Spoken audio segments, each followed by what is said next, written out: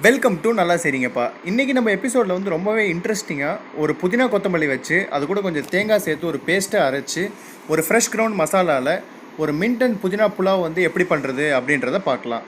அதுக்கு வந்து தேவையான பொருட்கள் வந்து பார்த்திங்கன்னா, நான் வந்து ஒரு 4 க்ரீன் சில்லி வந்து ஸ்லிட் பண்ணி வச்சுருக்கேன். ஒரு பீஸ் வந்து பட்டை, 3 ஏலக்காய், 3 கிராம்பு, அதுக்கப்புறமா வந்து 2 பிரியாணி இலை எடுத்து வச்சுருக்கேன். ஒரு பெரிய சைஸ் ஆனியனை வந்து ஸ்லைஸ் பண்ணி வச்சுருக்கேன். ஒரு கை வந்து கொத்தமல்லி எடுத்து வச்சுருக்கேன், ஒரு கை வந்து புதினா எடுத்து வச்சுருக்கேன். அதில் ஒரு பாதி அளவு வந்து தேங்காய் வந்து எடுத்து வச்சுருக்கேன். இதுதான் நம்ம புலாவுக்கு வந்து ஃபுல் ஃப்ளேவர் கொடுக்க போகிற பேஸ்ட் வந்து நம்ம ரெடி பண்ண போகிறோம். அதுக்கப்புறம் வந்து பார்த்தீங்கன்னா ஜிஞ்சர் கார்லிக் பேஸ்ட் வந்து 1.5 ஸ்பூன் வந்து ரெடி பண்ணி வச்சுருக்கேன். அந்த ஃப்ரெஷ் கிரவுண்ட் மசாலாவுக்கு வந்து என்னென்ன தேவை அப்படின்றத பார்த்துலாம். ஒரு நான்ஸ்டிக் பேன் வச்சுக்கோங்க. 1 ஸ்பூன் வந்து முழு தனியாக போட்டுக்கிறோம். அதே அளவு வந்து மிளகு போட்டுக்கிறோம். அதே அளவு வந்து ஜீரகம் போட்டுக்கிறோம். இதை வந்து ஃபுல்லாக வந்து நம்ம ரோஸ்ட் பண்ணிவிட்டு ஒரு ஃபைன் பவுடராக வந்து ரெடி பண்ணி எடுத்துக்கலாம். இப்போ நான் இதை வந்து கொஞ்சம் ஆற விட்டுட்டு நான் இந்த மாதிரி வந்து பவுடராக வந்து பண்ணி எடுத்துக்கிட்டேன்.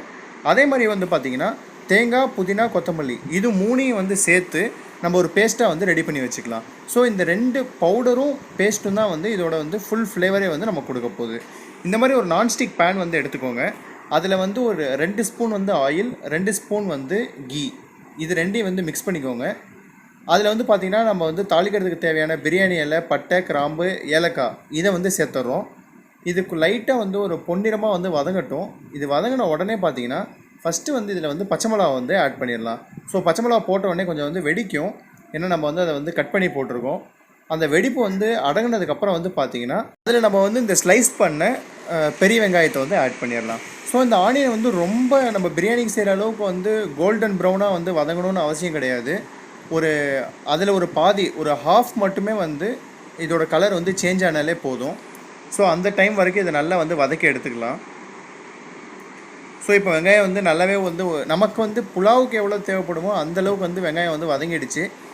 இதில் இப்போ வந்து நம்ம என்ன பண்ண போகிறோம் அப்படின்னா அந்த 1.5 ஸ்பூன் வந்து ஜிஞ்சர் கார்லிக் பேஸ்ட் வந்து ஆட் பண்ணுறோம். ஸோ ஜிஞ்சர் கார்லிக் பேஸ்ட் வந்து நல்லா வந்து இப்போ போட்டு நம்ம வந்து மிக்ஸ் பண்ணியாச்சு. இதில் வந்து இப்போ மேலே வந்து ஆயில் வந்துருச்சு பாருங்கள். இந்த டைமில் நம்ம என்ன பண்ணுறோன்னா அரைச்சி வச்சுருக்க அந்த பேஸ்ட்டை வந்து ஆட் பண்ணுறோம். ஸோ இந்த பேஸ்ட்டை போட்டு இதில் எதுவும் தண்ணி எதுவுமே வந்து நம்ம வந்து சேர்க்காமல் இதை நல்லா வந்து குக் பண்ணிக்கலாம். அதே டைமில் வந்து பார்த்திங்கன்னா நான் வந்து ஒரு 2 கிளாஸ் வந்து பாஸ்மதி ரைஸ் வந்து நல்லாவே வந்து ஊற வச்சுருக்கேன்.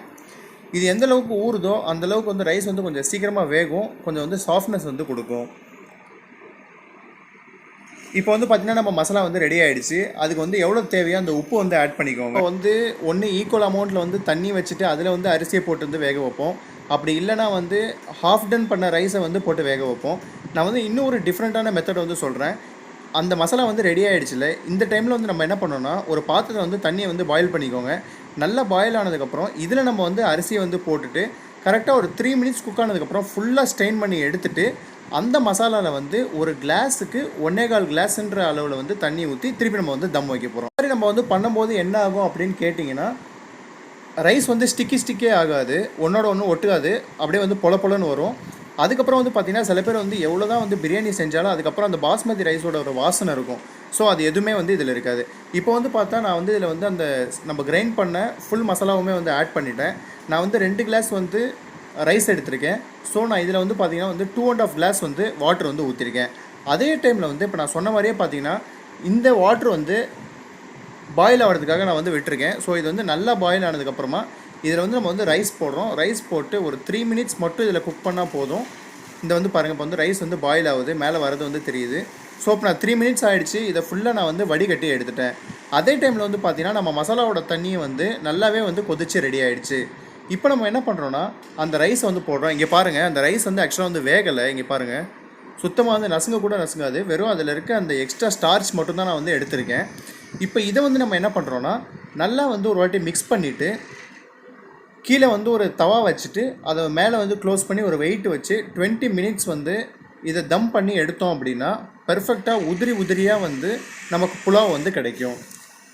இதில் வந்து இந்த புலாவ் நீங்கள் செய்யும் போது ஒருவேளை உங்கள்கிட்ட வந்து ப்ரான்ஸ் இருந்ததுன்னா இதில் ப்ரான் ஆட் பண்ணும்போது இது ப்ரான் புலாவ் ரொம்பவே வந்து டேஸ்ட்டாக இருக்கும். இப்போ ஒரு கிளாஸ் ரைஸ்க்கு வந்து ஒரு 100 இல்லை 150 கிராம்ஸை வந்து இதில் வந்து ப்ரான் ஆட் பண்ணி நீங்கள் வந்து செய்யும் போது ரொம்பவே நல்லாயிருக்கும். இல்லை உங்களுக்கு வந்து ப்ரான் பிடிக்காதுன்னா நீங்கள் என்ன மாதிரி வந்து ப்ளைனே வந்து செய்யலாம். ஸோ இப்போ நான் வந்து தம் போட போகிறேன். அதனால் மேலே வந்து கொஞ்சமாக வந்து கீ போட்டுறேன். இப்போ அந்த தோசைக்கல் வந்து ஹீட் ஆகி இந்த பபுள்ஸ் வரது வந்து தெரியுது. இந்த டைமில் நான் வந்து இதை க்ளோஸ் பண்ணிடுறேன். நம்ம புலாவ் வந்து பர்ஃபெக்டாக வந்து ரெடி ஆகிடுச்சிங்க பாருங்கள். ஒவ்வொரு அரிசியும் வந்து தெரியுது. ஸோ இது வந்து ஆறுனதுக்கப்புறம் தான் வந்து பார்த்தீங்கன்னா நல்லா வந்து உதிரியாக இருக்கும். இப்போ நீங்கள் எடுத்திங்கன்னா வந்து கொஞ்சம் ஸ்டிக்கியாக தான் இருக்கும். இப்போ நல்லா ஆறிடுச்சு. இங்கே பாருங்கள், நான் எடுத்த அந்த ரைஸை வந்து போடும்போதே வந்து சிங்கிளாக வருது. நீங்கள் வந்து தம் வைக்க வேண்டாம், டேரெக்டாக வந்து குக்கரில் நீங்கள் வந்து குக் பண்ணணும்னா சேம் மெத்தடை வந்து ஃபாலோ பண்ணிவிட்டு ஒரு கிளாஸ் ரைஸ்க்கு வந்து 1.5 டம்ளர் தண்ணி ஊற்றி 2 விசில் விட்டுட்டு 5 மினிட்ஸ் வந்து சிம்மில் வச்சு ஆஃப் பண்ணிங்கன்னா பர்ஃபெக்டாக கிடைக்கும். உங்களுக்கு வீடியோ பிடிச்சிருந்ததுன்னா ஷேர் பண்ணுங்கள், லைக் பண்ணுங்கள், சப்ஸ்கிரைப் பண்ணுங்கள். நல்லா